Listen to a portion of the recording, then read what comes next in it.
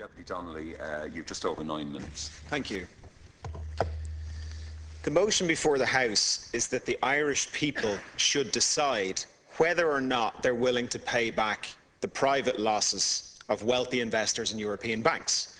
The motion is not that the Irish people should or should not pay this loss, should not pay these losses. The motion is whether or not the Irish people should be given the choice to pay them. The government says that they were given this choice in the recent election. In the chamber today, the Taoiseach talked about the large government majority and the mandate that this brought with it. In relation to paying back the losses of private investors, this is not true.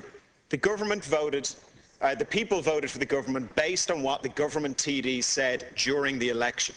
We've heard it in the House today. Fine Gael said the banks aren't getting another cent. Anglo-Irish Bank is not getting another cent of our money, not another cent.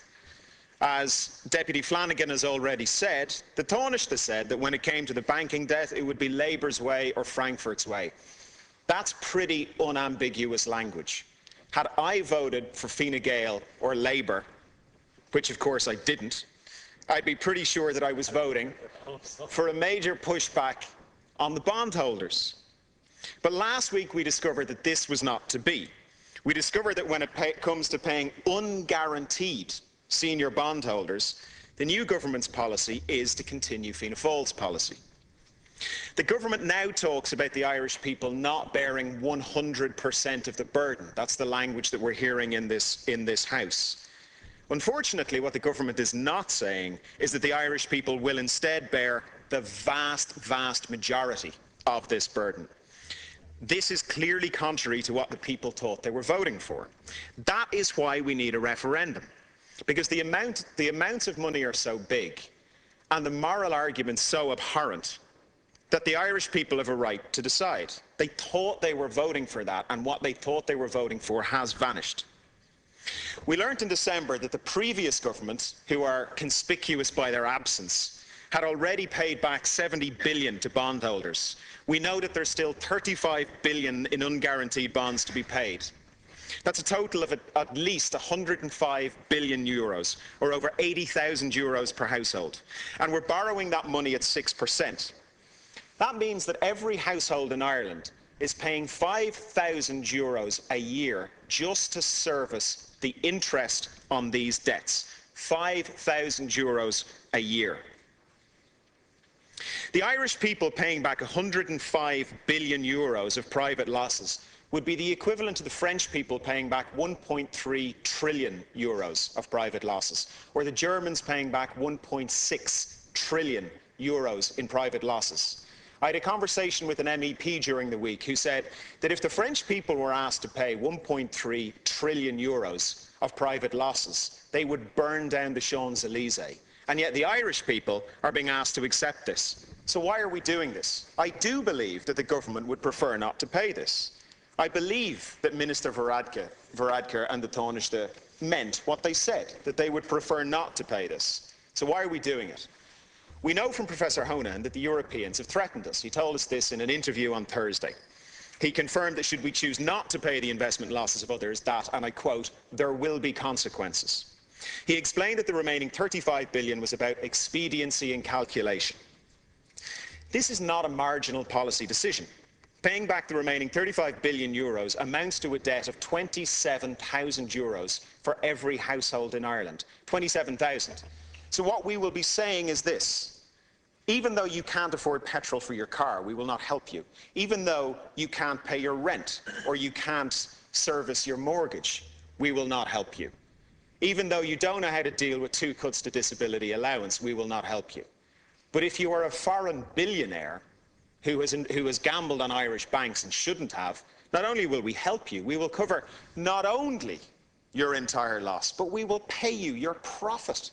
We will pay you not just the total amount of the bond, we will pay you the interest that you earned on that bond. I don't believe that that's who we are as a people. It's clearly abhorrent. To the best of my knowledge, this type of transfer from public money to private loss has never been done anywhere in the world in history, and I still cannot figure out why it is happening here.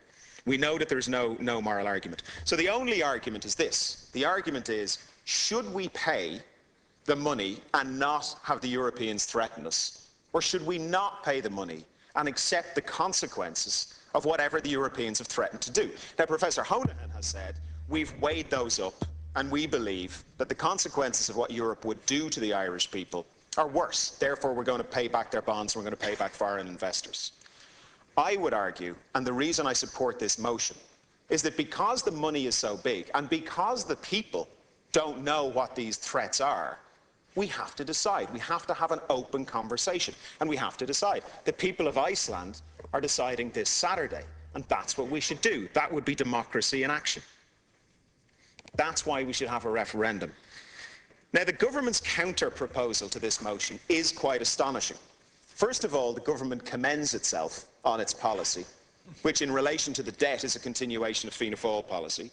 Then it supports, and I quote, all actions necessary for the Irish banking sector to be better funded and better capitalised. Now, I don't know who wrote that. All actions necessary, including the servitude of the Irish people. Think about it like this.